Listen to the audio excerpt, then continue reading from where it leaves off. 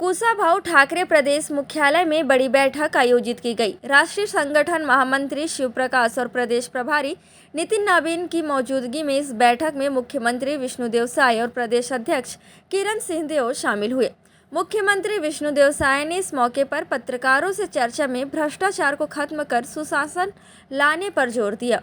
उन्होंने कहा कि राज्य सरकार में जीरो टॉलरेंस की नीति पर काम कर रही है। पीएम मोदी के वादों को छत्तीसगढ़ की जनता के लिए पूरा करने का प्रयास किए हैं। चाहे प्रधानमंत्री आवास योजना हो, धान खरीदी की बात हो या फिर महतारी वंदन योजना हो, हम सुशासन देंगे। भ्रष्टाचार के मामले में जीरो टॉलरेंस की नीति अपनाएंगे। मुख्यमंत्री ने कहा कि सरकार की योजनाओं को जनता तक पहुंचाने का प्रयास है। इसके लिए मंत्री और सांसद प्रदेश भर औचक निरीक्षण करेंगे। 11 तारीख तक पार्टी पदाधिकारी जनता के बीच जाएंगे और उनकी समस्याओं का निवारण करेंगे। वहीं गुजरात में कांग्रेस के अधिवेशन के संबंध में मुख्यमंत्री विष्णुदेव साय ने कहा कि कांग्रेस अधिवेशन करते रहती है, उनकी करनी और कथनी में बहुत फर्क होता है।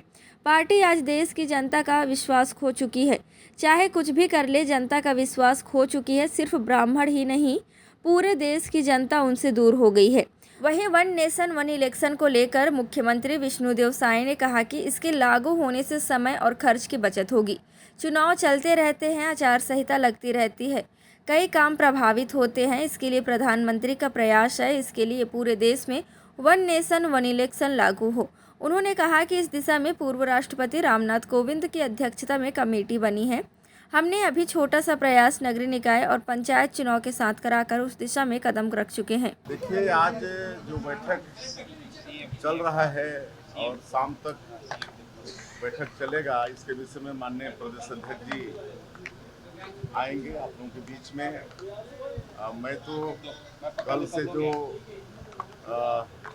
सुशासन तिहार हमारे प्रदेश में प्रारंभ हुआ है, उसके विषय में बताना चाहूँगा कि हमारी सरकार को अभी 15 महीने हुए हैं और 15 महीने में मोदी की गारंटी में जो भी पार्टी का, हमारे माननीय प्रधानमंत्री जी का छत्तीसगढ़ की 3 करोड़ जनता से वादा था, उसको पूरा करने का प्रयास किए हैं। चाहे वो प्रधानमंत्री आवास की बात हो या किसानों का धान खरीदने की बात हो, उनका धान का कीमत 3100 रुपये प्रति क्विंटल देने की बात हो, या महिला लोगों के सम्मान में महतारी बंधन की बात हो, तेंदू पत्ता का कीमत बढ़ाने की बात हो, रामलला दर्शन योजना हो, पीएससी घोटाला की जांच हो, ये सब सारा जो मोदी की गारंटी में जो वादा था छत्तीसगढ़ की जनता से, उसको 15 महीने में पूरा करने का प्रयास किए हैं।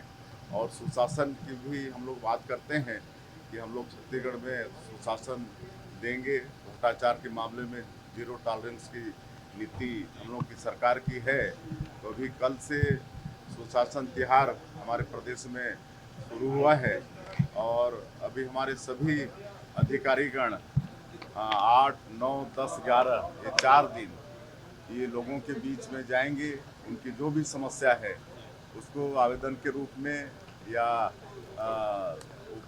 डब्बा भी है, पेटी भी है, उसमें भी वो लिख के डाल पाएंगे। ऑनलाइन भी समस्या दे पाएंगे और आने वाले 1 महीना 11 तारीख के बाद 1 महीना हमारे सारे अधिकारी जनता का जो समस्या कलेक्ट होगा उसका समाधान करेंगे।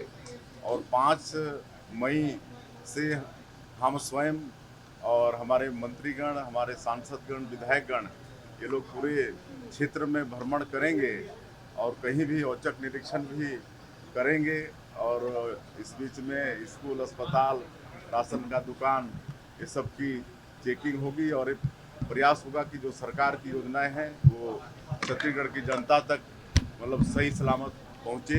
इस सुशासन तिहार के माध्यम से ये सरकार का प्रयास है। देखिए, वन नेशन वन इलेक्शन लागू होने से बहुत देश का भला होगा, समय की बचत होगी, खर्चा का बचत होगा। और चुनाव चलते रहते हैं तो आचार संहिता लगे रहता है, तो विकास के काम भी प्रभावित होते हैं।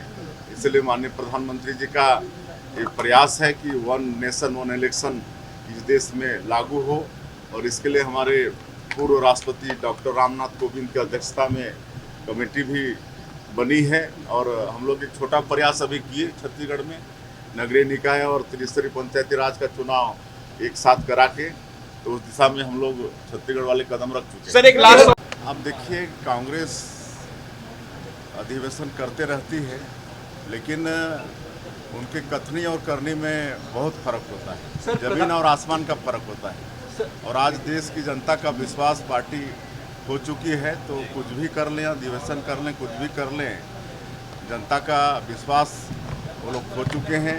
जनता अब उनके बातों पर विश्वास करने वाली नहीं है।